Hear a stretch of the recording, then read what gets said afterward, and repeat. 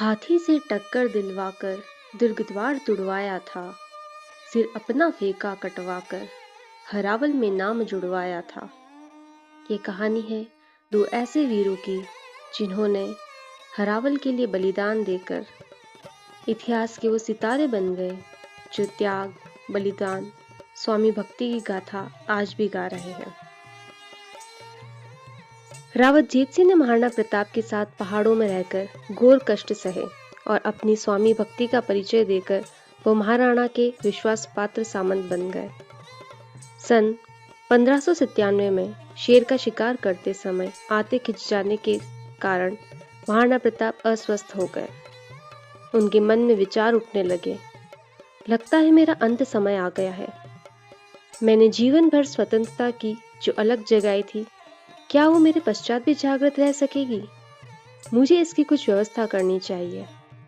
यह सोचकर उन्होंने सभी सामंतों को एकत्रित किया और कहा, मेरे वीर सरदारों, आज तक आप सभी ने मेवाड़ की स्वतंत्रता के संग्राम में कंधे से कंधा लगाकर अपना अपूर्व योगदान दिया है। लगता है अब मेरा अंतिम समय आ गया है।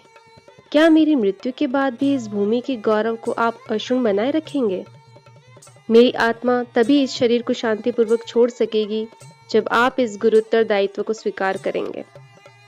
इस पर रावत जीत सिंह ने कहा, हुजूर, आपको कुछ भी नहीं होगा, किंतु दुर्योग से ऐसा कुछ हुआ तो हम सभी एकलिंग नाथ की शपथ लेकर प्रतिज्ञा करते हैं कि मेवाड़ के गौरव को अक्षुण्ण बनाए रखने के लिए अपने शरीर के अंदर रक्त की एक बूंद रहने तक प्राण प्रण से डटे रहेंगे।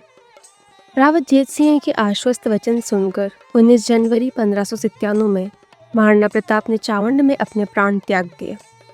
उनके पश्चात मेवाड़ के सिंहासन पर उनके ज्येष्ठ पुत्र अमर सिंह बैठे। जीत सिंह ने उनके साथ रहकर मुगलों के खिलाफ अनेक लड़ाइयां लड़ी। सन 1600 ईस्वी में अमर सिंह ने उन्हें उटाला वल्लभनगर के बादशाही थाने पर आक्रमण कर विजय प्राप्त करने को भेजा। तब शक्तावतों ने महाराणा अमर सिंह को आग्रह किया कि इस बार युद्ध में हरावल यानी सेना के अग्रभाग में रहने का अधिकार हमें दिया जाए। इस पर जीत सिंह ने कहा, यह कैसे हो सकता है? रावत चुंडा के समय से ही हम चुंडावतों का यह अधिकार मिला हुआ है, हम हमारा अधिकार नहीं छोड़ सकते हैं। तब महाराणा अमर सिंह ने शक्तावतों का पक्ष लेते हुए कहा, यदि ऐसा है तो मैं आप दोनों को चुनौती देता हूँ कि ऊंटाला के किले पर विजय प्राप्त करो और जो किले में पहले प्रवेश करेगा भविष्य में उसे ही हरावल का अधिकार रहेगा। दोनों दलों ने चुनौती को स्वीकार कर केसरिया बाना पहना, रणभेरी का निनाद कर विजय हेतु प्रस्थान किया।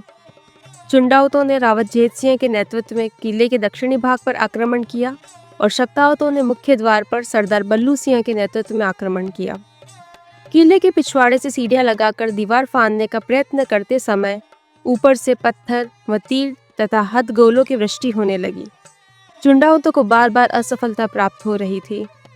इसी समय सरदार जीत सिंह के सीने पर गोली लगने से वह नीचे गिर पड़े।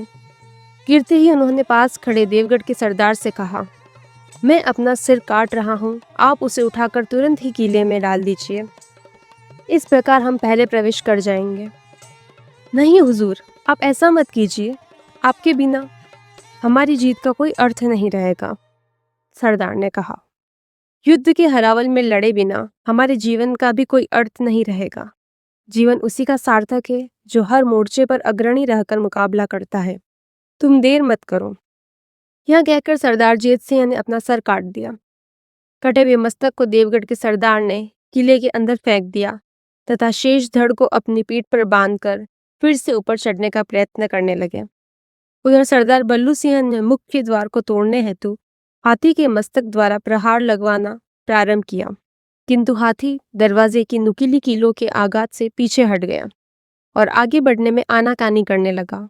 तब शक्तावत सरदार बल्लू सिंह ने स्वयं दरवाजे के सामने खड़े होकर महावत से कहने लगे, जल्दी करो, हाथी को आगे बढ़ाओ।